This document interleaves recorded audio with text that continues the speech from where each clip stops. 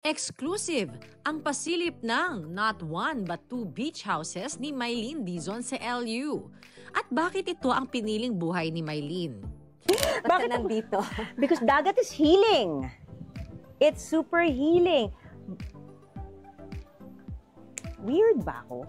Kasi minsan tatapak lang ako dyan. Tapos feeling ko may energy na it really resets me into, I don't know what state that is, but I feel great. Tara, get to know Mylene Dizon, the free spirit, up close and personal. Well, never ako nag-asawa at never ako mag-aasawa. Come with me, put your hands together, ta-da, let's be happy. You will see tomorrow's brighter, ta-da, let's be happy. Pilipino tayo, kaya lumalaban tayong nakangiti. And speaking of surfers, isa sa nahuhumaling sa surfing ay si Mylene Dizon. Hindi lang nahumaling sa surfing, meron na rin resort. Pupunta tayo ngayon sa Surfstar. Ayun! Nakita ko agad. LU! Oh, Surfstar. Alam na alam nila kung saan ang Surfstar. Ay, Hey, girl!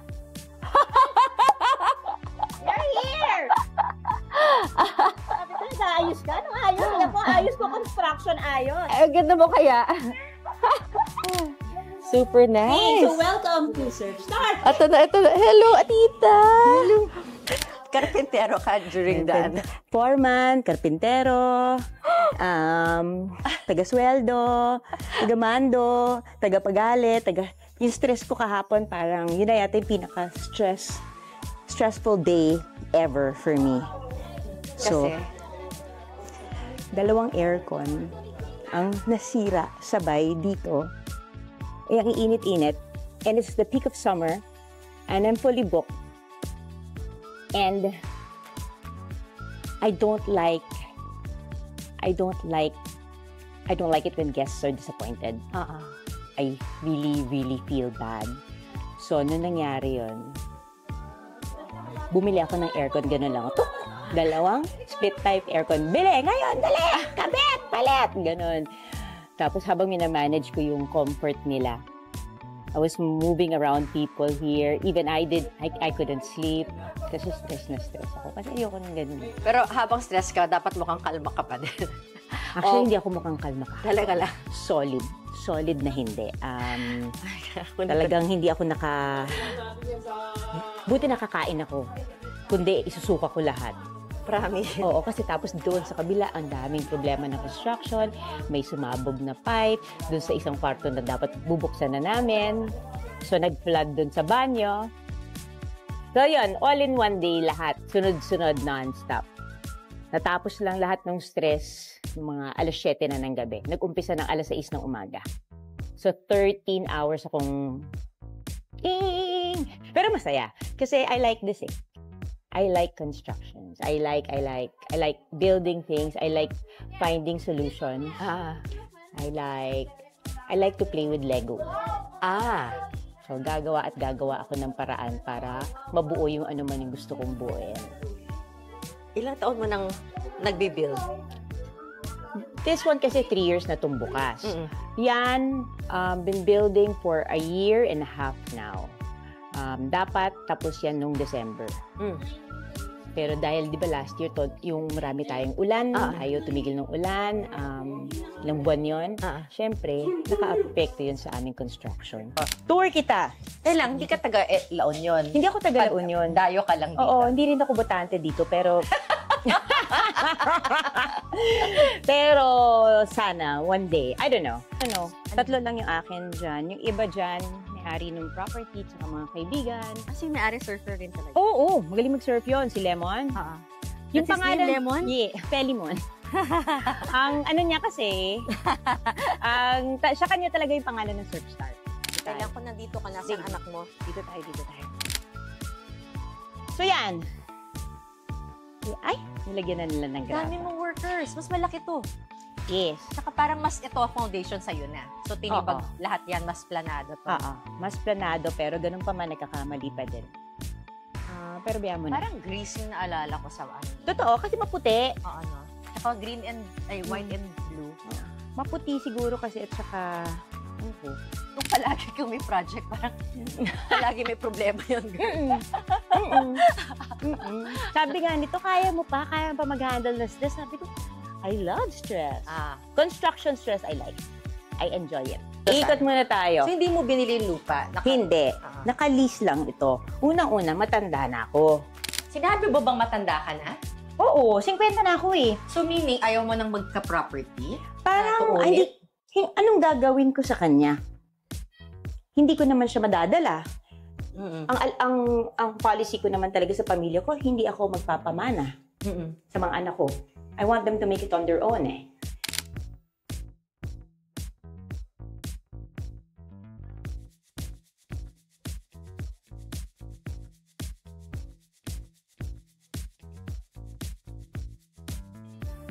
Some of the rooms are being cleaned right now, but I'll show you room 7.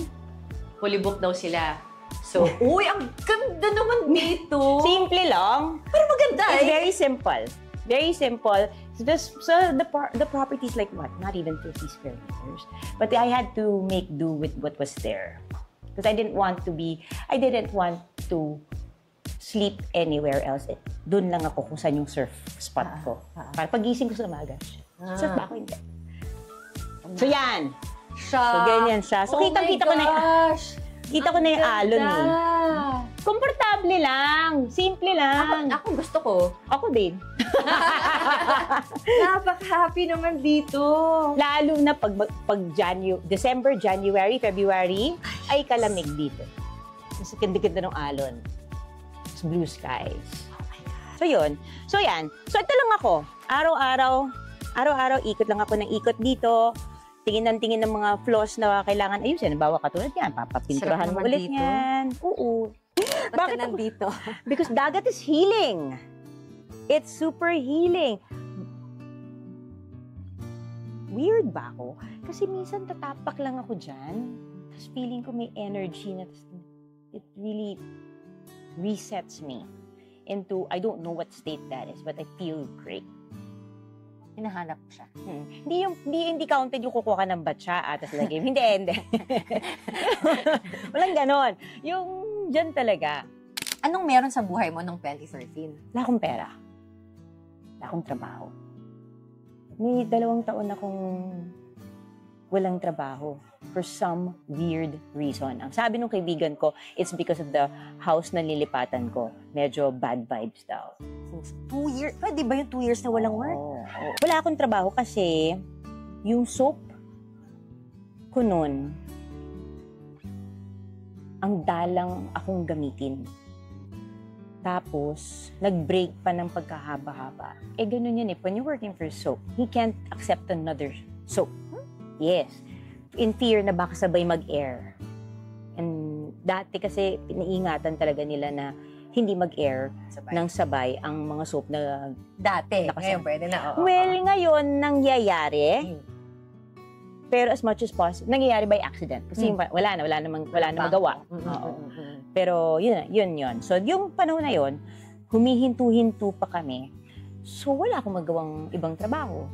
So, naglayas na lang ako Tapos, yun, bumalik ako dito sa, yung una, nagbaler kami. Tapos sabi ko, babalikan ko nga yung La Union.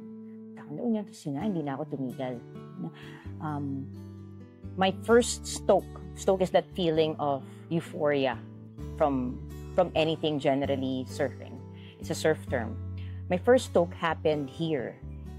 And yung mga kasama ko doon sa loob ng sasakyan na yun, yung kasama ko doon sa surf trip na yun, hindi ko talaga sila kaibigan. Nakilala ko lang sila. Hanggang ngayon, 22 years, ilan ng years na yun? 12 years na? Sobrang dikit pa rin namin. Nagrenta nga kami ng apartment na kami magkakasama sa isang bahay. Ang saya naman nun. Ganon yung, what do you do? What's your name? Ganon. Should we get an apartment? Ganon na. Sa isang araw. Ang weird, no? Isang araw lang. Sa sobrang saya. Sobrang saya lang namin. Tapos hanggang ngayon magkakaibigan kami.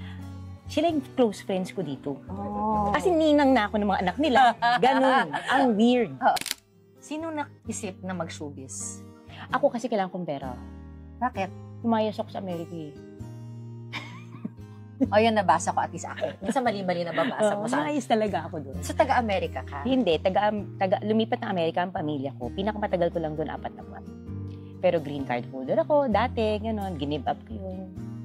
Hindi ako pang Amerika eh. Ano ba, ikaw ba yung rebelde ba tawag sa'yo? Hindi, alam ko lang kung ano yung gusto ko at sigurado na ako doon. So, hindi ako rebelde. Pero lumayas ka. Lumayas ako kasi pinipigilan nila ako. Na? Pero I was already at 20, going on 21 that time, and I knew that there was something waiting for me here in the Philippines. I wasn't sure what it was, but I knew and I felt deep down in my heart that my life was not there. It was here. Nag-migrate sila from where in the Philippines? Manila kami. Dito ka nag-aral, nag-graduate? Lahat. Kolehiyo. And then, yun, sabi ng mami ko, doon daw ako. Tapos, tinry ko naman, pero hindi talaga para sa akin yung ganung klaseng buhay. Yung very, malakas masyadong kapitalismo, trabaho ng trabaho, mga tao. Gusto ko nga may ganito. Gusto ko balansyado. Hindi ako, I guess I'm not materialistic. So, hindi importante sa akin yun. Importante sa akin, balansyado buhay ko. I don't have to live, I want to live very simply, but be able to do so many things. Rich in all these experiences and knowledge, and I wanted my heart to be full. Eh, yung pag-aartista ba yun? Paano mo nalaman? Yun na nga. Kailangan ko ng pera na mabilis-bilis ng konti kasi lumayas lang ako. Ang pera ko noon, $100 lang. Anak ka ng tipaklong, hindi kaya. Pati lang, lumayas ka, lumipad ng Pilipinas, sarili mong pera? Siyempre, dati naman, pag pupunta ka Amerika, may return ticket ka, di ba? Oo.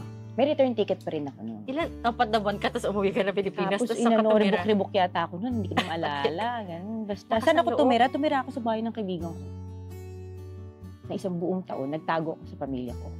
Nanap-hanap nila ako, hindi ako nagpapakita. Kasi sabi ko, magpapakita lang ako kapag may pera na ako. Para to show them that, look, I made the right choice. Or I wanted siguro to find out what that thing that was drawing me back to the Philippines was. And when I found it, which was acting pala. It was the one thing that I needed because kailangan ko ng pera, but it was the one thing that I wanted to do pala. Ito na yun? Hanggang ngayon? Oo, sabi ko gagawin ko siya 1 taon. Noong 1996 pa yun. Isang taon naging hanggang ngayon. Nandito, hindi na ako nakagalaw. So ikaw na si Mylene Dizon. Yeah. Nung ginawa ko yung gimmick, hindi ko pa nararamdaman yung Mylene Dizon. Nung ginawa ko yung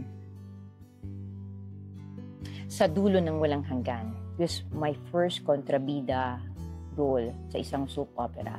Ang bida nun si Claudine Barreto. Ang evil ko nun. Saya-saya maging evil. Lahat ng paggawa sa akin ni Wendy Ramos, yung director na gigil din akong gawin. So, doon ko yata na-establish na, pwede yata talaga ako magtagal dito. I think I'm good at this.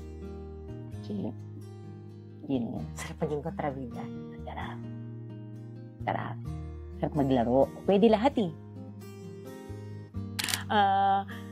I like it pala because yun nga, hindi ako pako sa isang trabaho. Hindi ako office girl eh. Hindi rin ako free spirit? Free, I don't know what you call me. Free spirit? Oo, no? Yun na ba yun? Yeah. Sige, free spirit mo sa free spirit. Ilan to, kunwari dito? 3 lang talaga. 3 lang to. So, pag 4, hindi na pwede? Ay, hindi. Pwedeng 4. Halimbawa, bata. Siyempre, alam naman po, ita-separate mo yung kwarto ng 7-year-old. So, hindi. Yun, pwede yun. So, ito yung may banyo namin. Malinis lang. Simple lang, pero malinis. Sakto. Ang ganda. Ito, kasi ito yung first project. So, siyempre, maraming flaws ito. Yung sumunod, sana, mas less yung flaws at mas marami akong ginamit doon na local products. Parang gawa sa La Union.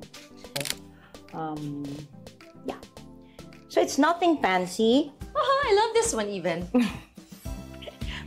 Ito yung sa kanila, bawat kwarto pwedeng Yes. Done. Everybody can use the kitchenette. May refrigerator dyan. Yung tinapay namin, local bakery yan. Pero this tinapay, our cheese bread, it gets its own reviews on Airbnb. People really like it. Talaga lang. Yeah. Kailangan ko tikman to. Ito na nga. Ito ang super pandesal, ha? Ano siya? Cheese bread ng breadwinner. Mga locals na nagsabi sa akin. So sabi ko, sige. Sabi ko, okay. The people liked it. Sabi ko, okay. Game. Type nila eh. People always say, sarap ng cheese bread. And so that bakery now, yung breadwinner, just sa San Juan town, sabi nila, parang nagtataka sila ba't may dumarating ng mga tao hinahanap yung cheese bread. Ang weird. They like it, okay. Hindi lumaki ulo mo? Kasi Hindi. talaga narinig ko, simple ka lang, ganyan. Hindi talaga eh. I don't Di think. ba, alam naman natin na meron talaga yung nagbabago. Siguro nagbago din naman ako. I wouldn't say na hindi ako nagbago. Of course, weird ko naman kung hindi ako naapektuhan ng pagiging artista somehow. But I don't think it was as dramatic as others. Siguro dahil marami akong kaibigang hindi artista. And they kept me the same. And one of the things that I really said nung sumali ako nung nag-artista ako, sabi ko, yun nga, pag ako hindi na makapagbihis ng ganito, kung kailangan kong schedule ang bawat galaw ko dahil sa commitments or dahil sikat ka, ayoko na mag-artista. Gusto ko, maski nakaganto ko, nagkayayaan tayo kumain sa labas or manood ng sine, game. Never ako naghangad or ginusto ng mga signature or jewelry. Wala akong jewelry. Galit na galit sa akin nanay ko kasi wala akong jewelry. Kasi bigay siya ng bigay. Balik naman ako ng balik sa kanya. Inis na inis siya sa akin. Kasi my mommy is very Postura. gorgeous. Ayun, postura. Oo. At saka yan, hindi niya ayun nagpapaaraw ako, ulik-bataw ako. Dami niyang term sa akin na bata ako. Paano pa ngayon? Diyos ko, Maylene, Diyos ko, magsanla ka, anak. Diyos ko, ang pangit-pangit. Ang itim-itim mo. Ganun, nanay. Kasi nung araw, di ba dati, pati sayan. Ayan, alam ko. Episay pa man din siya. Alam ko yung morena eh. Oo. Congratulations. Proud Sasama ako ka. doon. Grabe yun. Naiyak talaga ako. Talaga? Oo eh. Bakit? Mahirap ba maging morena? Hindi. Mahirap ma-recognize ang pagiging morena as a beauty feature. Tayo laging paputian na paputian. Diba? Ang grabe yung ating paputian industry. Gandang-ganda ako sa kulay natin. Ganda-ganda ako sa kulay na Pinay. So, ang hirap maging proud. When everybody's glowing. Diba? Gluta here, gluta there. Oo. Grabe, ang luminous na ng mga balat, pati yung mga lalaki, yung nakaka-insecure naman. I know. Samantalang ako, yung Diyos ko, lahat na ng klaseng peklat, meron ako. So that meant something sa'yo? Yes! To all of us. To all of us. We were so happy dun sa shoot. Gidi kaming lahat because of the feature. Kaya, actually, yung mga nilagay nung allure sa kanilang Instagram ng mga interview, ang haba ng mga sagot namin kasi Minsan lang to. todo yung mga pinaglalaban namin eh. Napintasan ka ng pamilya, hindi ka sinuportahan ng pamilya. Parang wala naman akong makitang bitterness doon. Oo, kasi I benefited from it eh. I grew. I matured. I think in the right way. Because of those experiences, because of my strength right now, I think napapalaki ko yung mga anak ko ng tama. Because if I didn't have those tools, what tools would I use to raise my own children? Yung gimmick, anong experience ba doon? Wala, laro-laro lang naman yun eh. That was my first time na umarte-arte sa harap ng camera. So it was good. Yeah, it's very Launched good. Si you, Lauren Diogi, director namin, and it was very good learning under Lauren. Kasi hindi rin niya kami binibaby. Talagang he wanted us to be serious with this and learn everything on our own. He would even let us direct Oh, wow. some scenes. Oo. Ganun siya. Ano talaga siya? He likes to develop. Yeah, tama, mentor. He likes to develop whatever's there and discover it on your own and then sige. And not just be an actress, you can be anything. Oo. So, ang favorite mong mga gig, kontrabida pa din? Hindi din. Hindi din. I think favorite ko lagi na gig pag nanay ako. Oo. When I did Mara Clara, it was so organic. Siguro kasi nanay na ako at by that time. Doble Cara, puro Cara. Doble Cara din. I so enjoyed it. The Good Son. May anak ako doon, 2 lalaki. So, ang dali. Kasi may anak akong 2 lalaki sa tunay na buhay. Loved it. I love it. It's fun to do kontrabidas, but I love doing not mother roles, but hindi kontrabida. Sorry, single ka ba noon? May asawa? Ano? Well, never ako nag-asawa at never ako mag-aasawa. Happy ka ba? Para wag ka mabitin, please like and subscribe to our channel para makagawa pa tayo ng mga inspiring at nakakahaping mga content. And don't forget to click on that alert button. Now na, maraming salamat! Be happy! Yung parents yung tatay ng anak mo, Same pa rin, same dad. Never married him. In fact, we weren't even together when we had Lucas, my bunso. And I'm with Jason now. We've been together for 12, going on 12 years also. hindi rin kayo kasal? Hindi. O bakit? Ayoko. I can't be tied down. I can't even be in the city. Malikot ako eh. So, I don't like the feeling of being locked in one place. Ano kang klaseng nanay? I'm a disciplinarian. Talaga? Hindi ko alam yun ah. Oo, Sige. tignan mo. Oo. Kailangan eh. Saan nanggaling yun? Bakit? Because I'm a single mom. And I have to do both jobs. And I'm a mother of boys. And I've dated many men. Hindi naman gano'n dami, pero I've dated men. But I know of some men who don't know anything about life. Or don't know how to navigate their lives because they were too spoiled. So, I don't want my children to end up that way. Kaya ako disciplinarian because I want them to be maayos bago ko sila pakawalan. Pinakawalan ko sila. Gusto ko lahat ng tinuturo ko sa kanila nandiyan pa rin. Naririnig nila ako. Tulog na sila. Mag-toothbrush ka! Putulin mo yung kuko mo! Nangyari ba? Mag-aral ka! Whatever. Yes, my son said. My son would tell me, nasa Australia, anak, and I would remind him, he'll tell me, nagawa na, I did it already. Sabi ko, ba? Galing ah. Sabi niya, paano naman, naririnig kita. He kind of hammered that in my head, Mom. So, I could hear you. Naisip mo yung buhay mo. Bigyan ka pa ng buhay. Ito na yun. Tutuloy mo lang ito. What you have now. Oo. Okay. Ito lang. I don't want anything else. I'm able to provide. I'm able to give my children the best education my money can buy. Ano pong hihingin? Kahit ilang Chanel pa yan. No.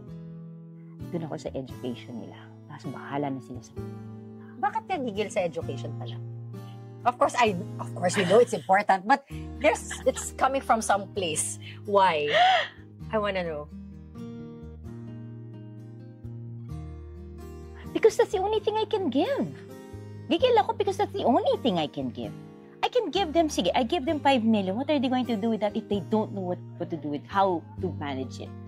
Or how to handle it? Ito pwedeng dalhin nila habang buhay. Oo, tsaka yun lang ang kaya ko talagang ibigay. Literally. Hindi, pwede mo nga bigay ito, hindi mo binigay sa kanila. Ano matututunan nila dyan? It's just, they're going to run this to the ground if they don't have the proper education. Lahat lang inaral ko, mag-welding, mag-karpintero, magpinta. Lahat yan inaral ko dahil alam ko, baka ako na lang mag-isa dito, ako na lang gumagawa niyan. I don't know. I keep on equipping myself with tools. I keep on putting things in my toolbox. And then I'm not going to pass that toolbox to my kids. I'm just going to guide them and let them learn on their own so they can fill their own toolboxes. Saan mo aral ka ng aral? Bakit? Sarap ka eh. Hmm. It's so nice to realize it's not even to be able to say that I know how to do it.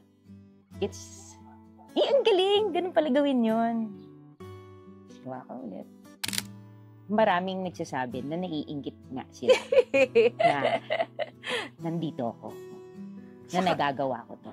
Ito yung pangarap mong buhay. Nagawa ko. Pwede ako mategi.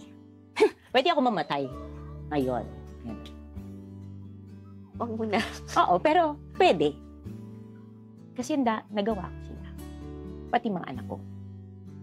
Paano sa anak na pwede kang mamatay? Uy!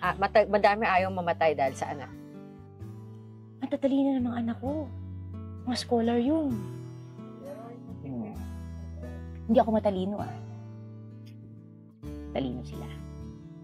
Alam nila yung value ng education and alam nila na yun lang ang ipapamana ko sa kanila. So yan ka. Yes. Ito si Mylene. And that's the other side of Mylene Dizon. Be happy!